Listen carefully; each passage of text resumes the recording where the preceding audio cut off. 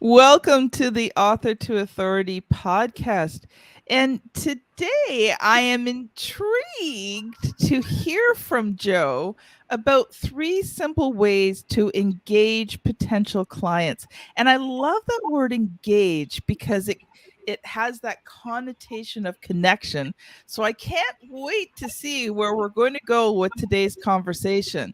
So Joe Pallo has sold millions of dollars in sales in industries including financial services, technology, and agriculture. Sales coach, game changing trainer to top producers. Joe has learned one universal truth that has been the key to his success, and that is making an emotional connection matters more than any sale made with logic. So, welcome to the show, Joe. Thanks, Kim. Glad to be here. So, Joe, it's your first time on the show. And I would love for you to just take a few minutes before we get into today's main topic and just introduce yourself and tell us a little bit about your business story and how you came to learning how to make these emotional connections with people. Sure. Thanks. I'm Joe Pallo. I'm really good at selling nothing. So I'm in the middle of writing a book, How to Sell Nothing. Should be due out in July or August.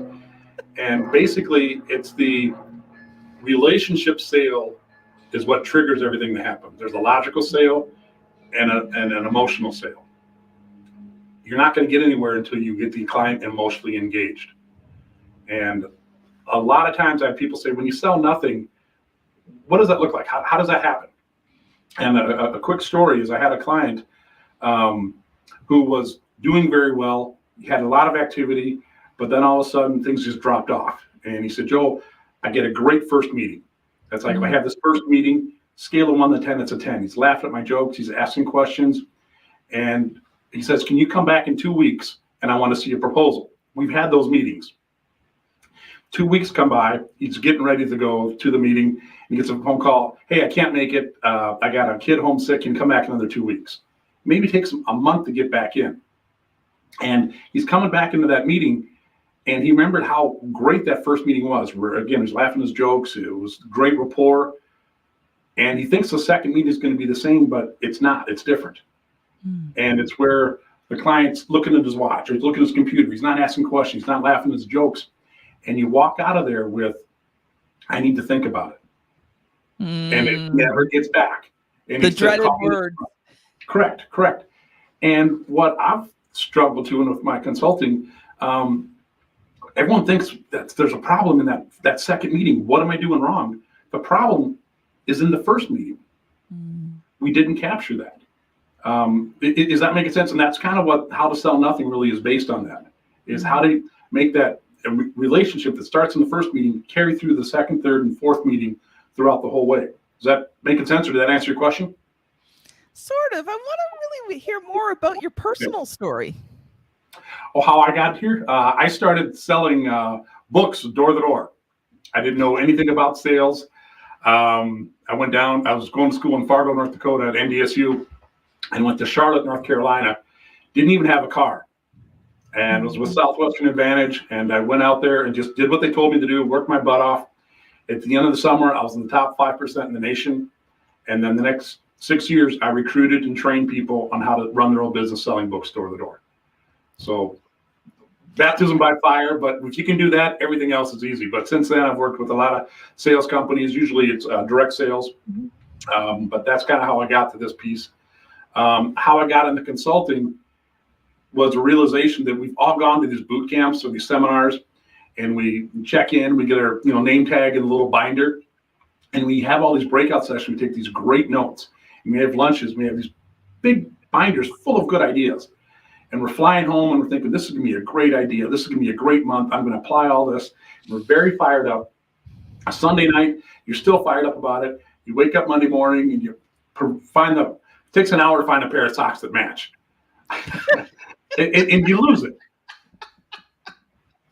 And then you come into the work and you're still thinking you're going to do all this thing, but you've been out for a week. You've got some fires you got to put out. So you dig in and dig out and take care of all those problems. Then it comes around and says, wait a minute, I've been out almost 2 weeks. I haven't produced. So that binder, when you come in, puts on the corner of your desk, and it sits there for about a week. Eventually, you put it on the bookshelf on top of last year's binder, and we never do it. Yeah. So that's when I got into consulting and coaching, where I coach 30 to 40 people nationwide in a spatial repetition. It's not just covering a topic, it's holding them accountable. That's kind of the business of how to sell nothing. Did I answer your question there? Is that better? Yeah, thank you. My only question is, what kind of books were you selling door to door? They were some educational books, and there were some study guides and some Bible books. Nice. Yep. That's cool. Yeah. That's cool. Yep. So what would you say was the hardest part of that journey for you? It was the realization that when people are saying no to you, they're really not. They're saying no to the product. It's not you, and how to not take that personal. Yeah. And I think that kind of led me to the point where if you have a good relationship with somebody, an emotional connection, it's harder for them to say no. It's easier for them to say yes.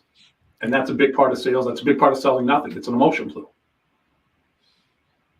You know what? That's a good little gold nugget there.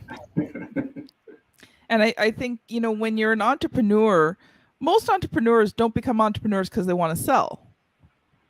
They become entrepreneurs because they have this dream of time and financial freedom, and they've got these skills, talents, and abilities, but they don't realize that they have to sell. So when they have to start to sell, all of a sudden, the emotional impact of selling hits in, and they're like, I can't take these no's, and many of them quit. But what you said there was, if people take that to heart, their businesses are just going to grow. When you realize that people aren't rejecting you, they're just saying no to the product that you're offering. I know when I realized that, I spent so many years just really struggling. And when I finally realized that, no's became fun. Yeah. Because I know that for so many no's, for a long time, I tracked my numbers. I knew how many no's I had to get a yes. Yeah. Yep. And so that made no's fun because I was one no closer to a yes. Absolutely. I'll piggyback onto that. It's also kind of moves in the arena that if you're establishing a relationship and helping them tell you what they want and have them tell you why you want it, you just sell that. In other words, it's easier to sell what they want to buy versus selling what I want to sell. And maybe that was a transition that I went through when I was selling books or selling custom suits or clinics or whatever. Most salespeople come up with the idea of this is what I want to sell. And that's counterintuitive.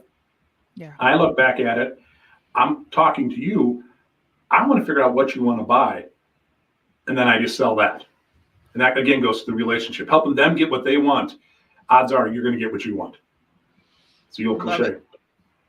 Love it.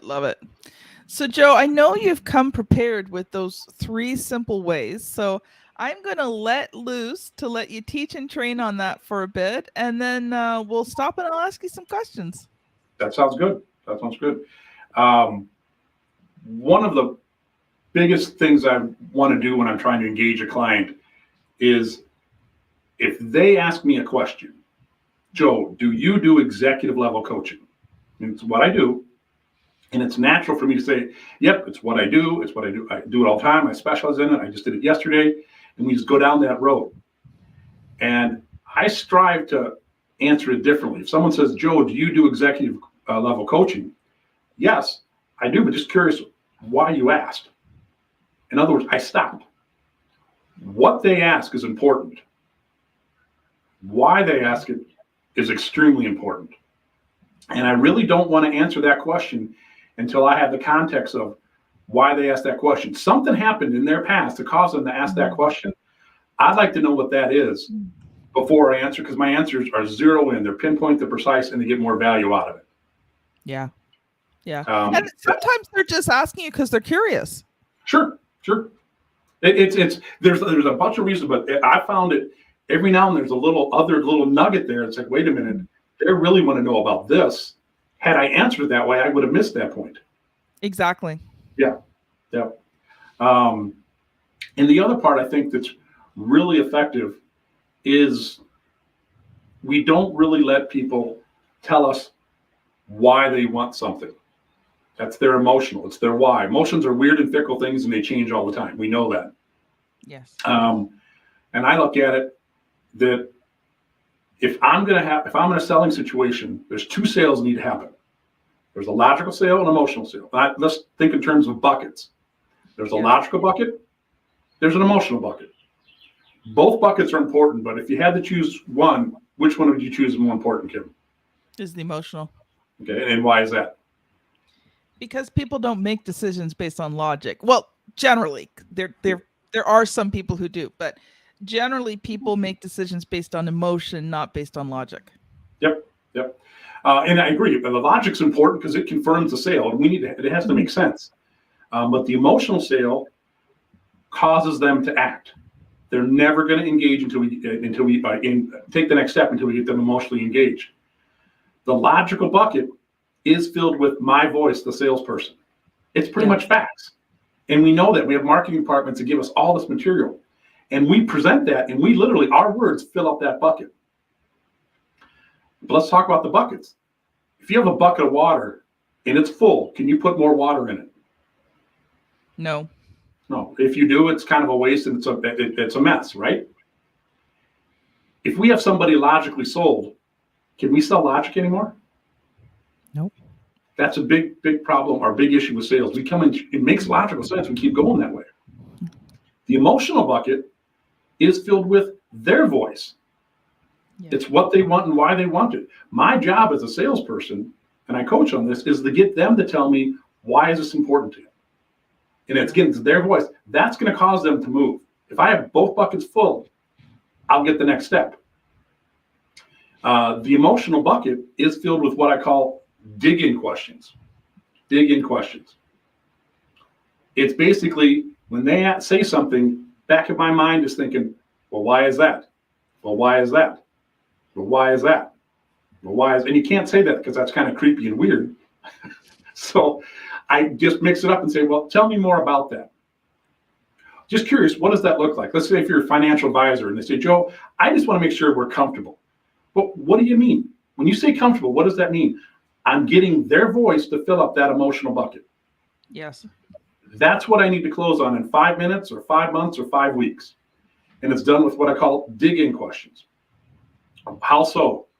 What do you mean? What does that look like? Can you give me an example? My favorite is what else? It's the two most powerful words in sales and probably the most underused. What else? Because it draws them out. That's what I need to close on.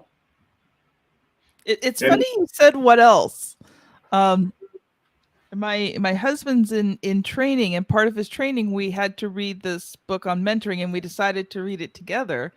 And that was one of the questions that was highly featured through the book is what else? It's such a powerful question because it makes people dig deeper, whether it's in solving a problem, but even in sales. When you ask what else and they're telling you what else, they're cementing in their brain why they want that thing and why it's important.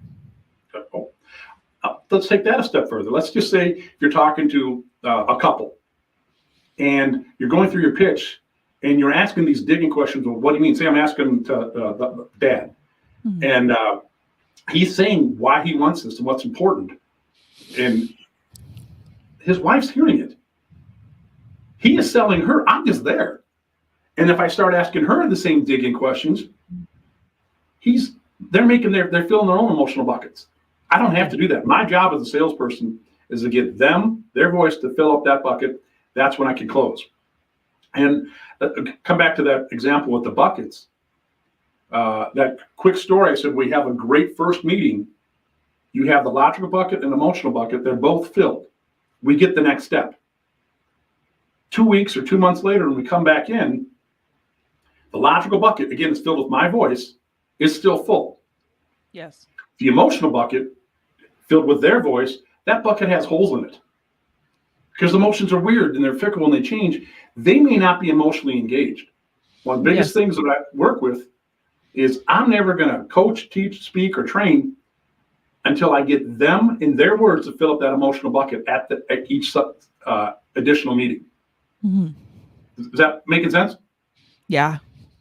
Go ahead.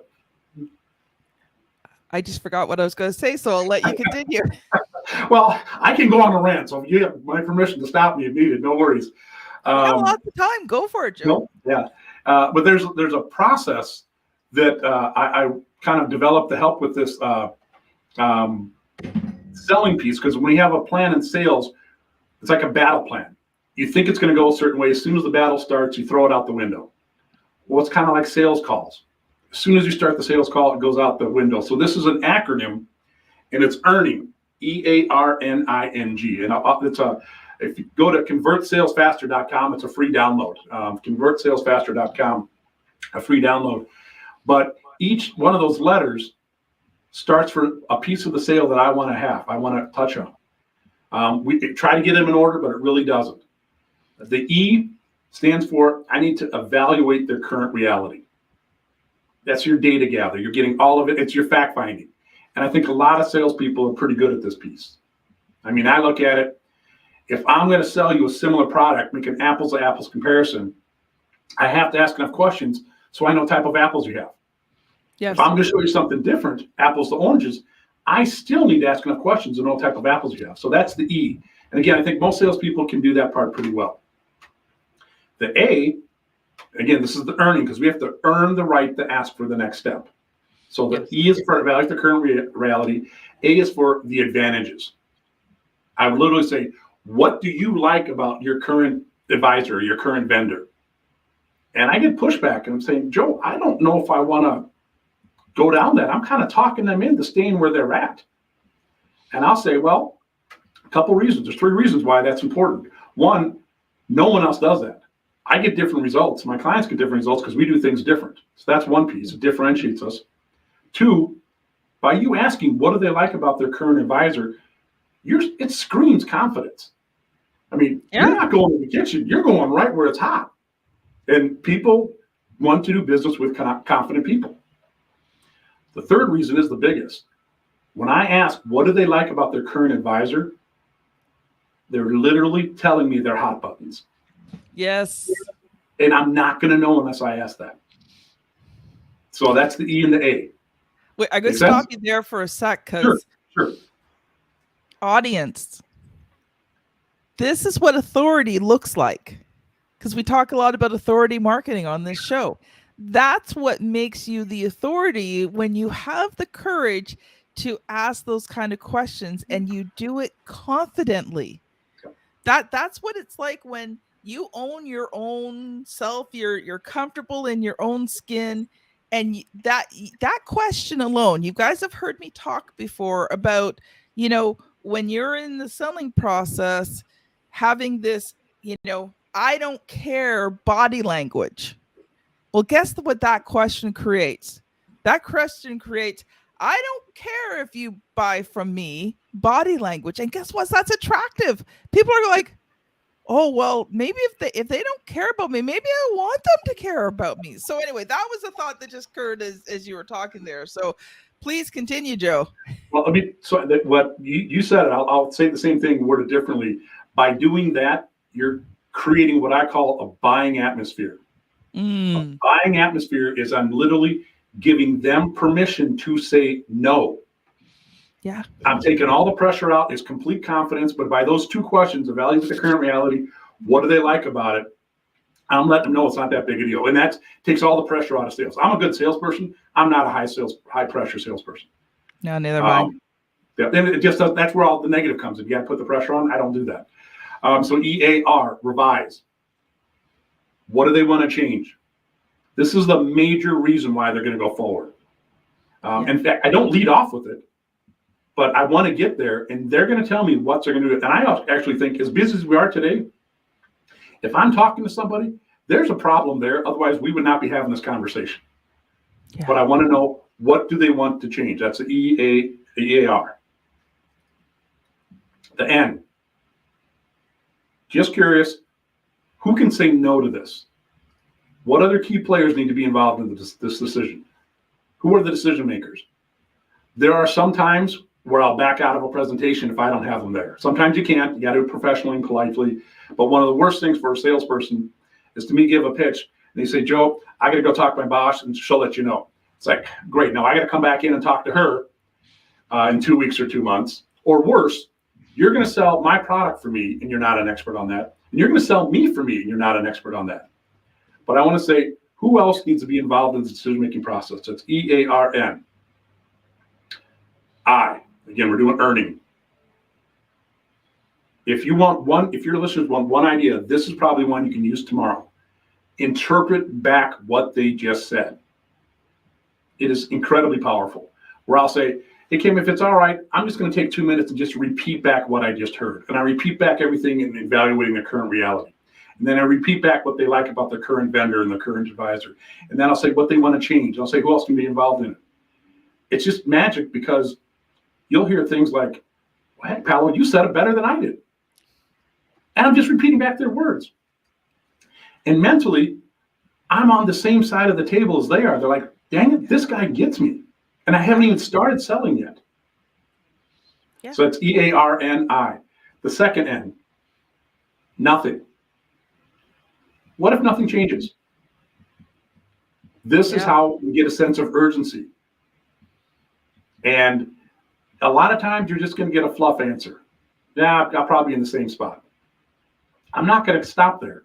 I'm going to say, well, when you say same spot, what's that? What else? Yeah, exactly. Okay. Do you see my notes? You got my notes here, don't you, Kim? Well, what else? Well, tell me more about that. And I make them kind of wallow in that pain because I need that sense of urgency to get that next step. Again, I don't let them slide on that. And I want them kind of a little bit annoyed because I'm asking the same question over. I'm fine with that. That's getting them emotionally engaged. And then the G is the gain. Now I can start talking about what is the pay value if you fix that. If you fix this problem and it took 2 hours out of your week, what would you do with that time? I have not even started talking about my product. It doesn't matter. This is very transferable. That's the essence of selling nothing. Okay. I think maybe I should go everything. You've taken everything that I've taken over like 25 years to learn, and you just summarized it in one word. It's the essence of selling nothing. Wow. Wow. I love it, Joe. Just love it. Love it. Love it. Love it. There's another level on top of this. I'll just sidebar because it works. This process works in sales, and we get it. And you've done enough sales where you intuitively or mentally touched it, been through it, experienced it, and we know this is a fundamentally solid practice, this earning piece. Mm-hmm. Yes. I haven't finished my first book. The second book, How to Lead No One, I take this earning process and take off the word sales and put the word lead. And it flows and it works. Yeah. So it's very transferable. It works with leading people, recruiting people. It's a solid way of working at it. And again, gives you a duplicatable process where you know what you're doing. Because a lot of times in sales, we just wing it. Yeah. So. Yeah. You know, it's funny you just said that, and I'm looking at all of those, and I'm thinking, with possibly the exception of the N, you could actually apply that to marriage. Kids, raising kids. Yeah. Yes. Yeah. Or like those difficult conversations you have to have with your spouse. Yeah. It's extremely transferable. Yeah. Or this is another way of looking at it. I use a lot of silly examples, but the examples may be silly, but the ideas behind it are pretty solid. Let's say I'm having headaches and I go see a doctor. Mm-hmm. And you wait, whenever you get there, you 20 minutes in the lobby, they call your name, you graduate, you spend 15 minutes in the exam room, and you only get about 5 minutes with the doctor. That's just how it works.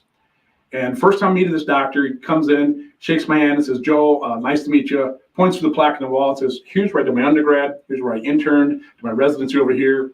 Here's a list of the body mass index of all my patients. It's de-identified, but I got a healthy group. And here's where we're going to build a maternity ward. It's going to rival Mayo up in Minnesota. And this is how much money we raise in the community. This goes on and on. He looks at his watch. Oh, you having headaches? Why don't you call me back in 2 weeks? Or take some aspirin and come back in 2 weeks.